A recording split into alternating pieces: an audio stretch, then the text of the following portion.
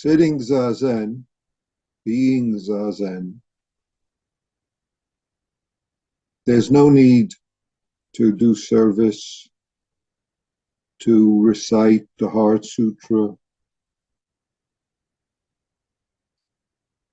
Being zazen, all of that is included. And no one, no person that we ever meet is excluded. Everyone is capable of doing zazen. And in a way, everyone is doing it as skillfully and as much as they can at this moment. And yet, we need to do formal zazen. We need to sit upright. We need to do our practice so that this Maha Prajna that we are, this wisdom that we are, can manifest in our life, in our functioning, in our universe. Even though we say Maha Prajna Paramita, great Prajna Paramita, Heart Sutra, great wisdom sutra. It's not something that anyone lacks. Any being, including each of us, are nothing but this great wisdom. And yet, because there's no need to recite,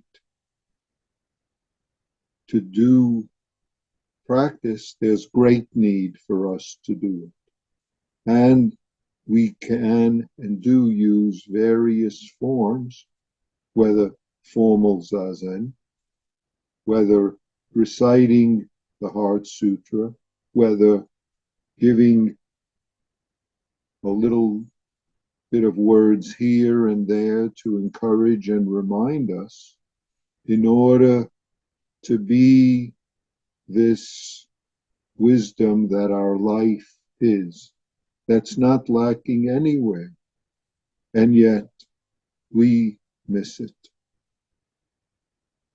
We miss it.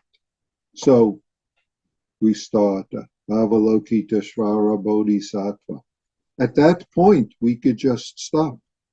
That's enough of a Heart Sutra. To see and be Avalokiteshvara, who we are, the one who sees and responds to the suffering of the universe, whether so-called our own or that of other beings, or the blindness of the universe caused by being entangled in stories, if I say it simply. When we sit zazen, we see this, what arises that blinds us right now. Blinds us even when there's no one else showing up. We're just sitting, and yet we can miss our life unless we make appropriate effort to be present, to be this experiencing that is exactly this moment, being just this moment. Avalokiteshvara Bodhisattva, being, doing deep prajna paramita, deep prajna.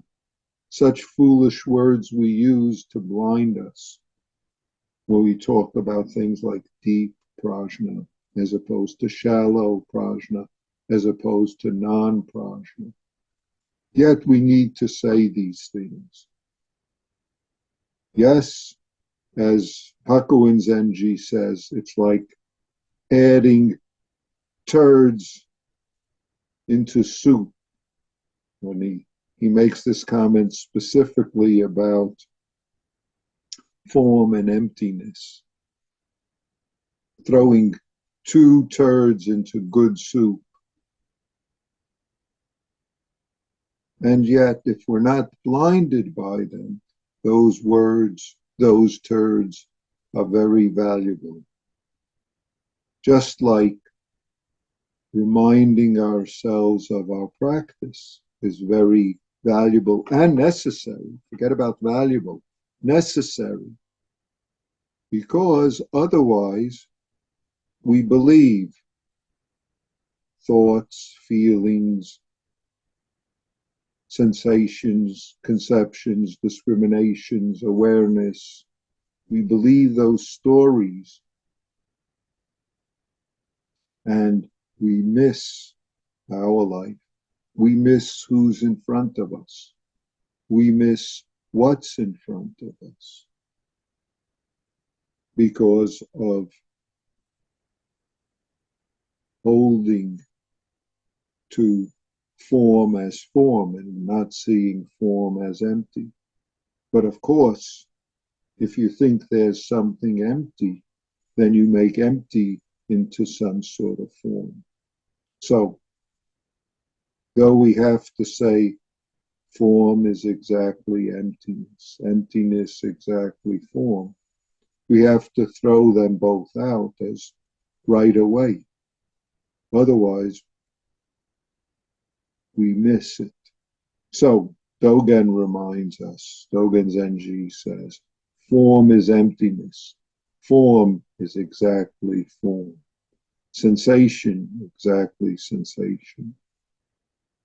And so on and so forth. The 100 grasses, meaning everything in our life, is nothing but the manifestation of the wisdom of the universe, the wisdom of the Buddha's teaching, the wisdom that releases us and others from suffering or from stress or from dissatisfaction or whatever way we want to articulate dukkha. But we don't have to articulate it because we know it for ourselves. We sense it and we see it in the things that we do and that others do. But we don't have to worry about others except as they show up in our life immediacy. All we need to do, whether we're doing Zazen formally or we're doing all the other activities of our life, which is Zazen informally, I shouldn't even call it that informally, formally, such things are, is manifesting this one Avalokiteshvara that hears and sees what's going on right now without being blinded or noticing how and where and when we're blinded by our I want this, I don't want this. Dreams or stories, thoughts, feelings, wonderful opportunities, wonderful wisdom are thoughts and feelings and sensations and conceptions and self-consciousness, self-awareness. Wonderful aspects of being the Dharma manifesting, being the hands and eyes of Avalokiteshvara. And yet, it's up to us to notice how and where those are blinded by, if I say it this way, one-sidedness.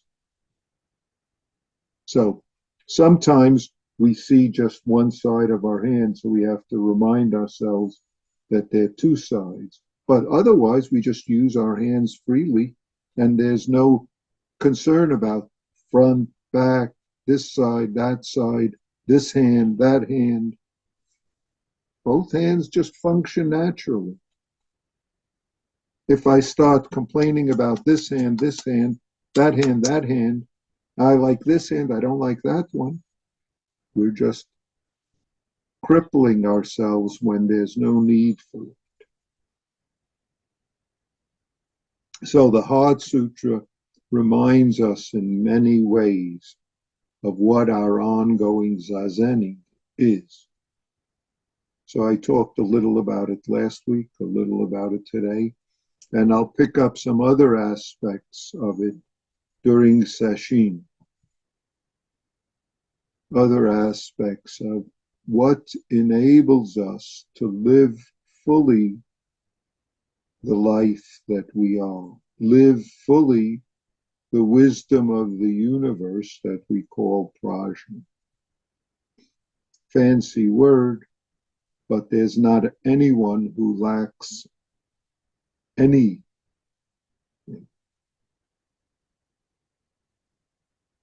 Haku in somewhere says it's like trying to teach an ape to climb trees or a monkey to climb trees. We're all endowed from the very beginning with this prajna capacity, and yet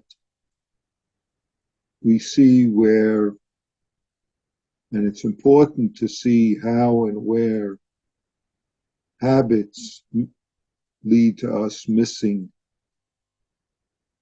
this that is the universe of our life, that we are. So I'll stop here, and hopefully you can join us at some points during the session. And if you can, you'll hear a little bit more. In a way, no need for me to say anything. If we just recite the Heart Sutra, it's all laid out very clearly.